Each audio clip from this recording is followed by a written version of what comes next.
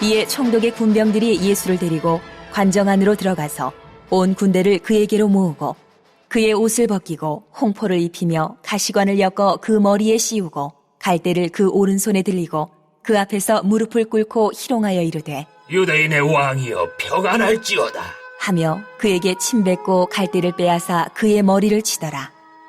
희롱을 다한 후 홍포를 벗기고 도로 그의 옷을 입혀 십자가에 못 박으려고 끌고 나가니라.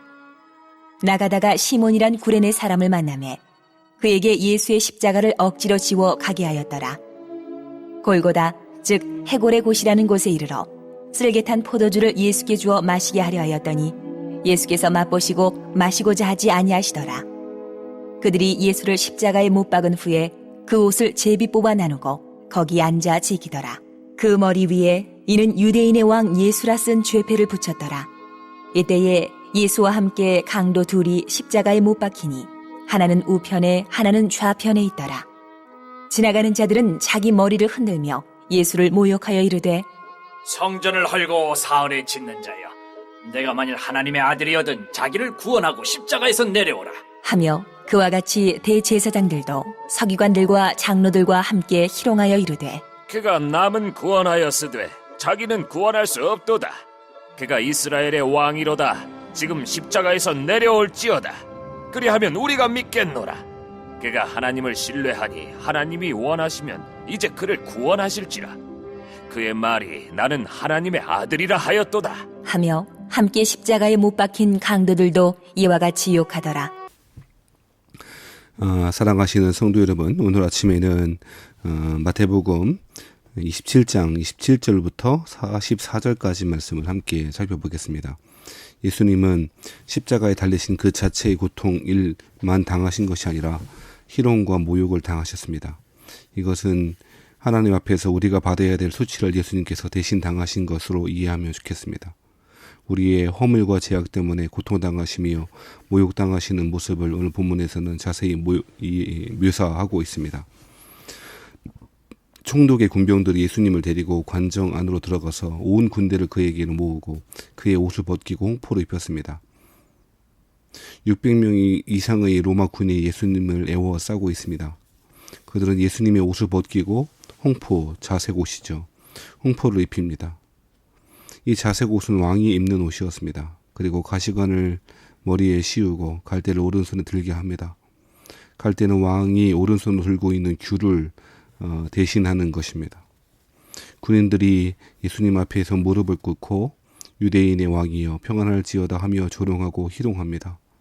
또 그들은 예수님께 침을 뱉습니다. 갈대를 빼앗아 예수님의 머리를 때립니다.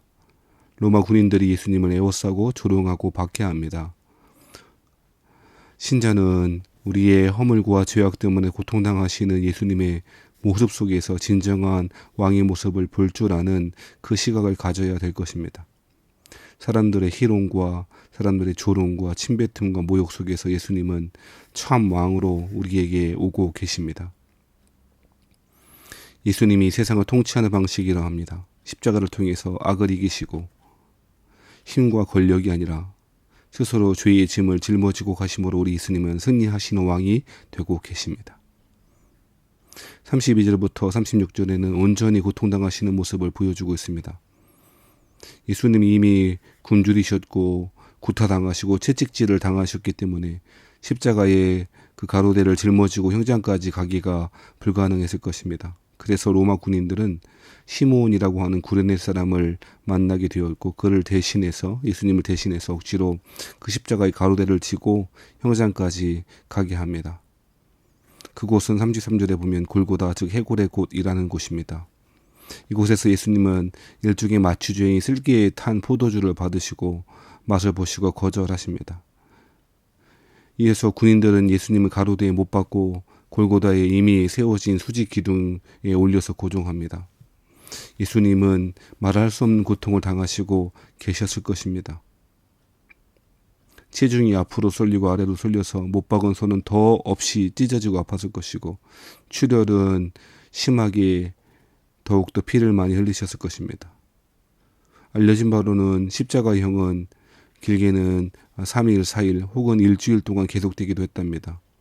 십자가에 달린 죄수는 더위와 추위와 목마름과 사람들 앞에서 수치스럽게 그렇게 죽어갔다고 이야기합니다.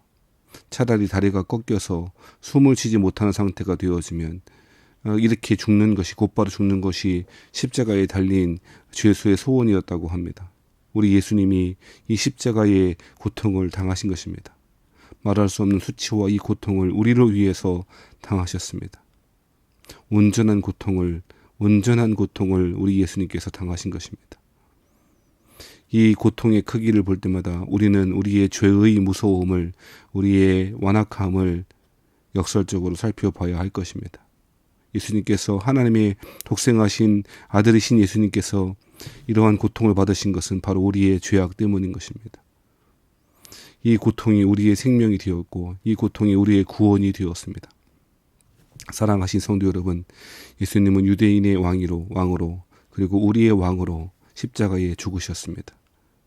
그분을 우리는 사랑합니다. 그분을 우리는 경배합니다. 그분을 우리는 찬양합니다. 십자가 앞에서 온전히 고통을 당하시고 사람들이 성전을 헐고 사흘에 짓는 자라고, 네가 만약 하나님의 아들이어든 자기를 구원하고 십자가에서 내려오라고 그렇게 희롱할 때에 당장이라도 그 십자가 위에서 내려와 자신을 희롱하는 자들을 심판하고 자신을 그렇게 모욕하는 자들에게 하나님의 아들이심을 증명해 보일 수 있었을 것입니다만, 그것은 하나님의 방법이 아니었고 그것은 하나님이 우리를 위해서 당하신 그 십자가의 의미를 없애버리는 일이었기에 우리 주님은 온전히 그 십자가 위에서 아버지의 뜻에 순종하여 십자가형을 당하십니다. 그분이 우리의 생명이십니다. 예수님은 하나님의 아들이십니다. 마땅히 경배를 받으셔야 될 그분이 우리의 죄 때문에 십자가에 달리셨고 희롱당하시고 모욕당하셨습니다. 사랑하신 여러분, 이 십자가에 달리신 주님으로 말미암아 우리가 죄사함을 얻습니다. 왕이신 예수님, 우리의 구원자이신 예수님, 이제 이 땅 가운데 온 우주 만물의 왕으로 다시 오실 예수님을 묵상하고 우리 주님을 찬양하며 십자가의 그늘 앞에 오늘도 나아가시는 저와 여러분 되시기를 주의 이름으로 축원합니다.